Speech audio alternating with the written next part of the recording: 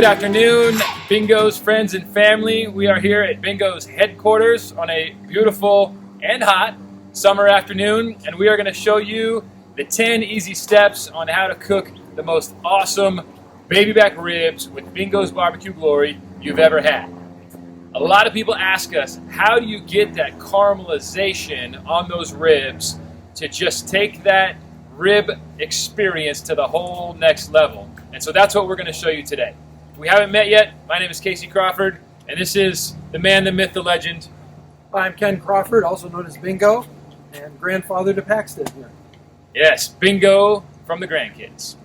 So today we are going to show you the 10 easy steps on how you can cook the best baby back ribs you've ever had, in our humble barbecuing opinion, of course. So come join us, and we'll show you how we cook ribs, Southern California style. All right, we're back, and we're just finishing off step 1, and the key to bringing the heat is to let the charcoals just settle in for about 25 to 30 minutes, and if you got a temperature gauge, you're looking for about 350 to 400 degrees. So once you're there, then you are ready for step 2, which is prep the meat. So Bingo, take it away. What does that look like? Okay, what I like to do is get several racks of the baby back ribs. Those are the pork loin ones. And in preparation, I cut them in pairs before I cook them, and then throw them on the grill. Hey Bingo, why do you cook it 2 ribs at a time instead of one? Well, here's what I like to do, and it's just something that I've developed over the years. Just kind of my way of doing things. Everybody's differently, but I just like to cut them in pairs. I think they cook a little bit more evenly, and kind of keeps the flavor of the meat. All right, well, the meat is prepped, and we are now ready for step 3, put the meat on the heat. Bingo?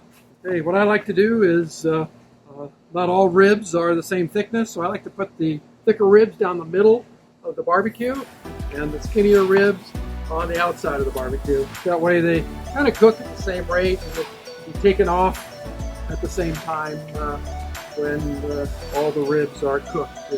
As you go through the cooking process, you'll begin to learn which ones are ready to pull off and which ones need to be moved around and cooked. But after a couple of times of doing this, you get the hang of it, and it just becomes second nature to you.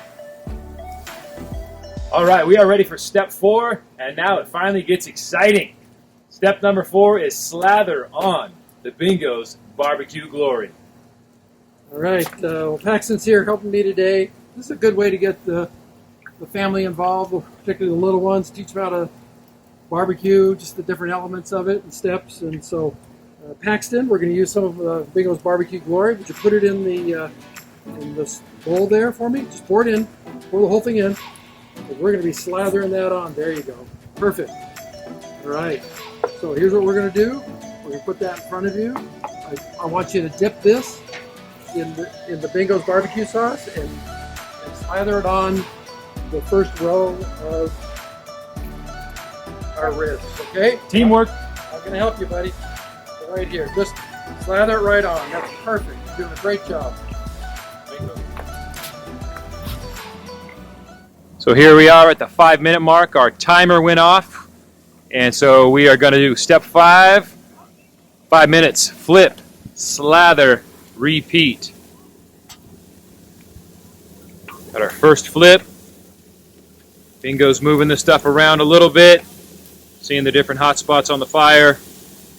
Well, this is what it'll look like after the first 5 minutes, when you just have the first section here flipped over. Basically was the meat directly on the grill. Now we're going to slather this side up.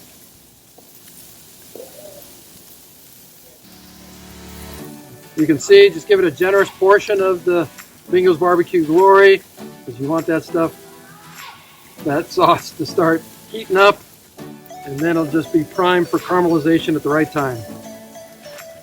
5 minutes, flip, slather, repeat, till the caramel glory is upon you. Oh, look at this. Just as I'm flipping, you can see it's beginning to caramelize a little bit. Got a couple more turns on here, but look at how this is shaping up real nice. Fire looks kind of even today. Haven't had to mess with it too much. And it just looks like it is coming together.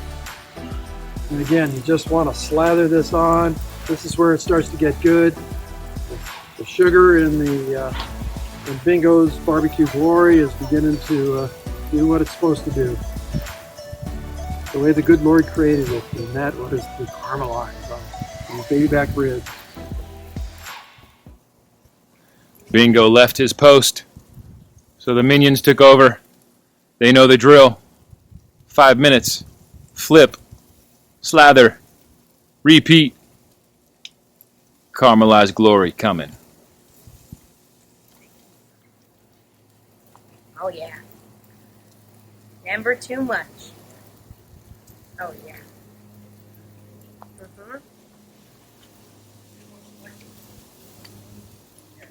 A slather job will make Bingo proud. All right, so we are about to hit step 6. We have been on step 5, which is the slather, 5 minutes, flip, repeat, up to about the 35-minute mark. You can tell they are looking really good. So now we are on step 6, where we cut the pears in half, and then we put them face down and we slather. And we're just going to do that once on each side, and then we are done. Here we are in the next step where I cut the ribs in half, and you can see I'm putting them on the grill like this. It will give you a good shot or an idea of what the meat's going to look like after it's cooked for about 35 minutes or so. You can see some of it is still a little bit uncooked, and so I'm going to cut these in half, and then I'm going to slather them up and flip them over face down. Now I've got all these cut and we're face down. Again, my definition of face down is I have that outer edge or outer side face down. I've got the cut side open, face up, so I can slather up on those, and then I'm going to immediately flip these over, and we're going to then cook those up for about 5 minutes, flip them again, see what we think, just watch that caramelization, and we're going to be good to go.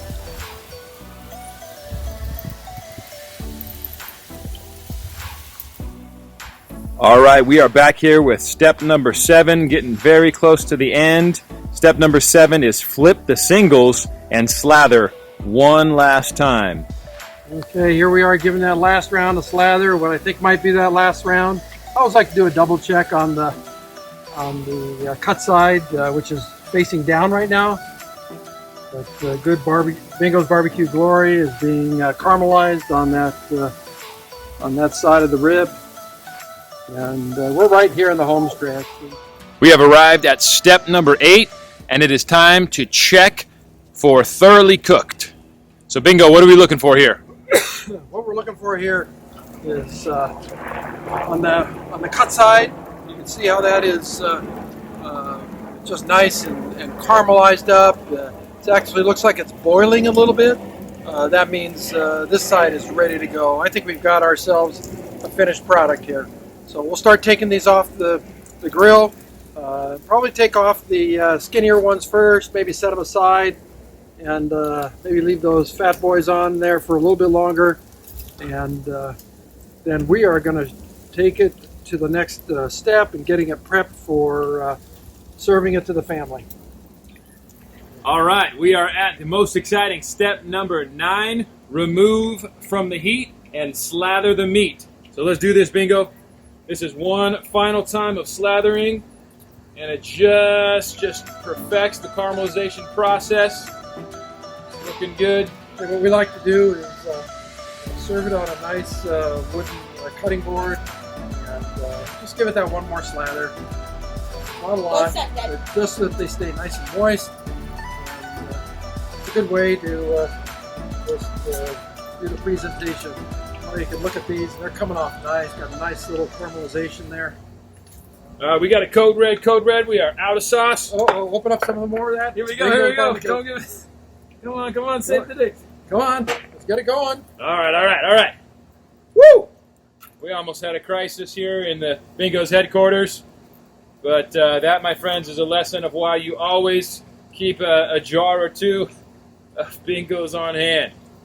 You never know when the moment will call for it.